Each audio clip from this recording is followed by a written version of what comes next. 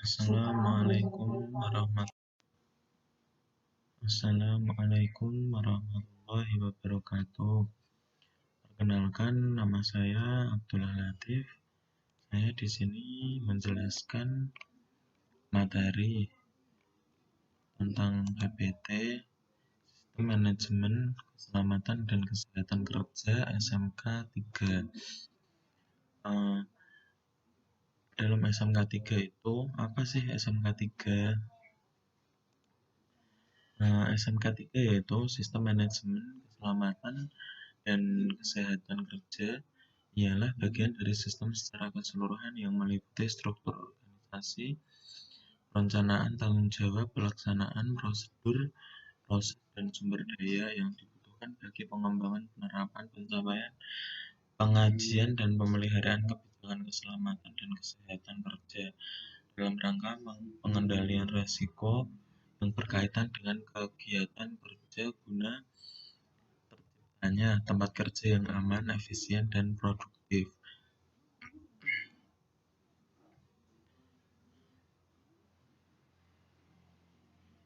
Lalu dalam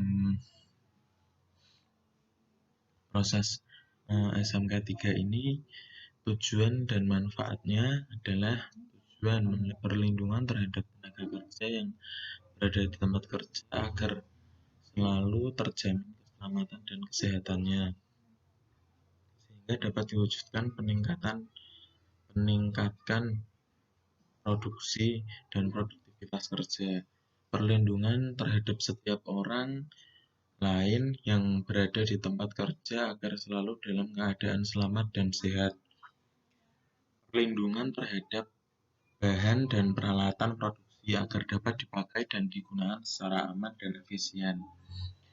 Manfaat dari SMK 3 yaitu mengurangi jam kerja yang hilang akibat kecelakaan kerja, menghindari kerugian material dan jiwa akibat kecelakaan kerja, menciptakan tempat kerja yang efisien dan produktif karena tenaga kerja merasa aman dalam bekerja, meningkatkan image market terhadap perusahaan, menciptakan hubungan yang harmonis bagi karyawan dan perusahaan. Kriteria perusahaan. Perusahaan adalah setiap bentuk usaha yang berbadan hukum atau tidak, milik orang perseorangan, milik persekutuan, atau milik badan hukum, baik milik swasta maupun milik negara, yang mempekerjakan pekerja atau buruh dengan membayar upah atau imbalan dalam bentuk lain.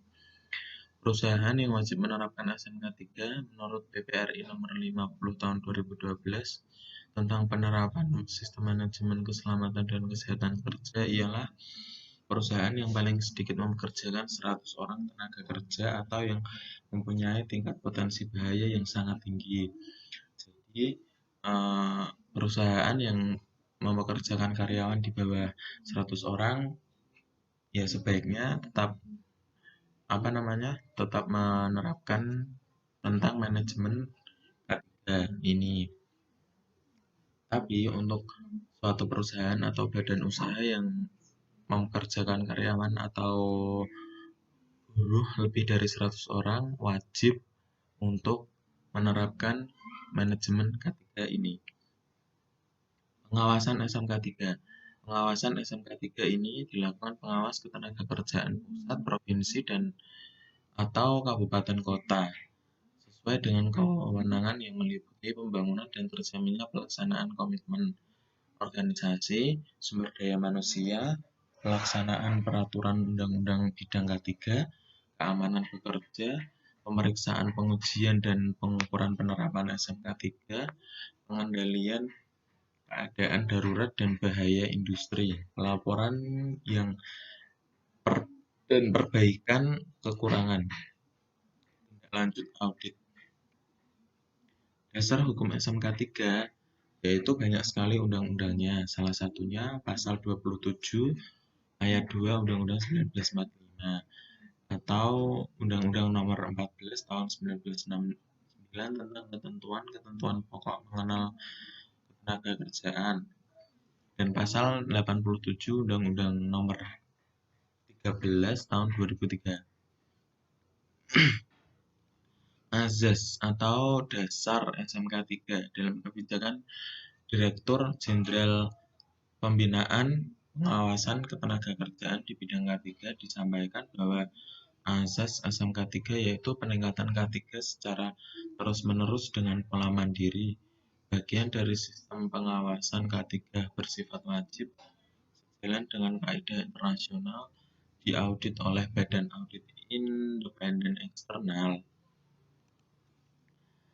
dilakukan oleh auditor yang dari luar.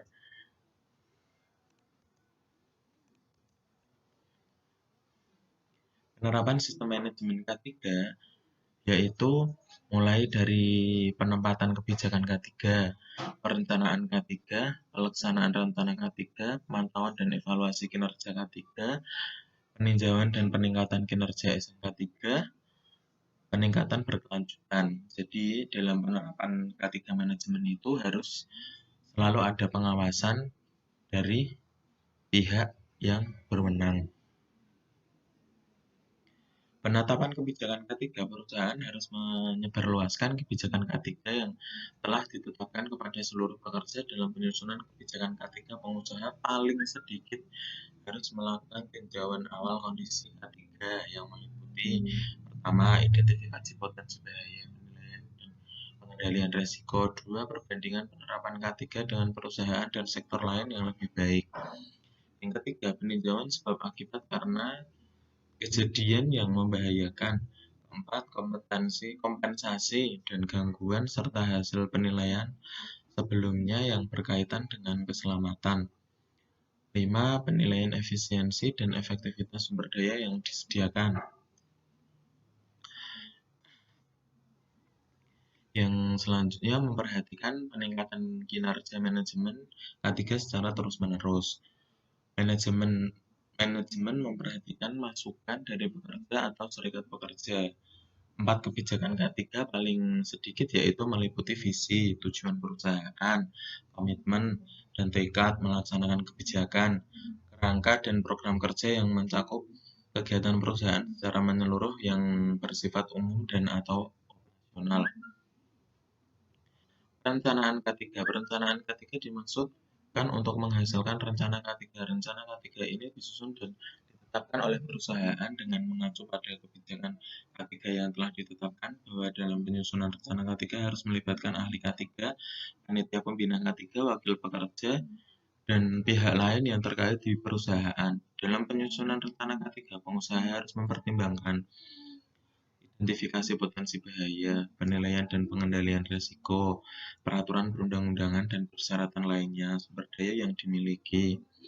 Pelaksanaan rencana K3. Berdasarkan rencana K3 yang telah ditetapkan, dalam pelaksanaan pengusaha didukung oleh sumber daya manusia di bidang K3, sarana dan prasarana. SDM tadi yang dimaksud harus memiliki kompetensi kerja yang dibuktikan dengan sertifikat. Jadi pelaksana K3 harus memiliki sertifikat K3, kompetensi kerja yang dibuktikan dengan sertifikat, kewenangan di bidang K3 yang dibuktikan dengan izin kerja dan atau surat penunjang dari instansi yang berwenang. Pelaksanaan sarana dan prasarana yang dimaksud minimal harus terdiri organisasi unit di bidang K3, anggaran yang memadai, prosedur operasi kerja, informasi dan pelaporan, serta pendokumentasi terus instruksi kerja.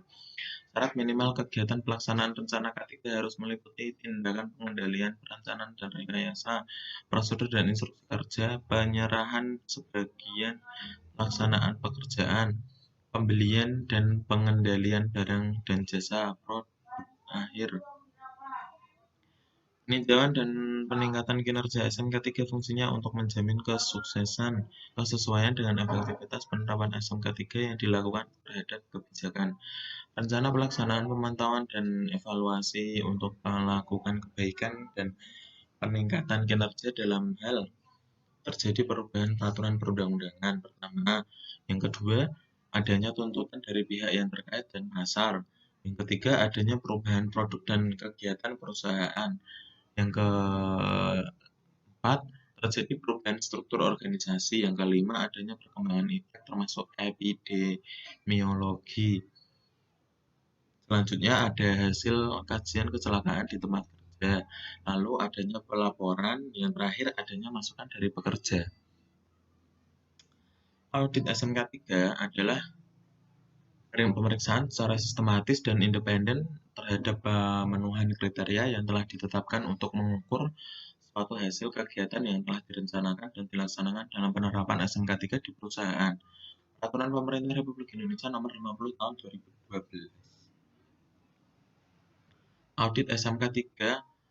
Tujuan audit menilai secara kritis dan sistematis sesuai potensi bahaya potensial dalam sistem kegiatan operasi perusahaan, memastikan bahwa pengelolaan K3 di perusahaan yang telah dilaksanakan sesuai dengan ketentuan, pengendalian bahaya potensial dan perencanaan tanggap darurat emergency response. Terima kasih sudah mendengarkan presentasi dari saya. Semoga bermanfaat. Wassalamualaikum warahmatullahi wabarakatuh.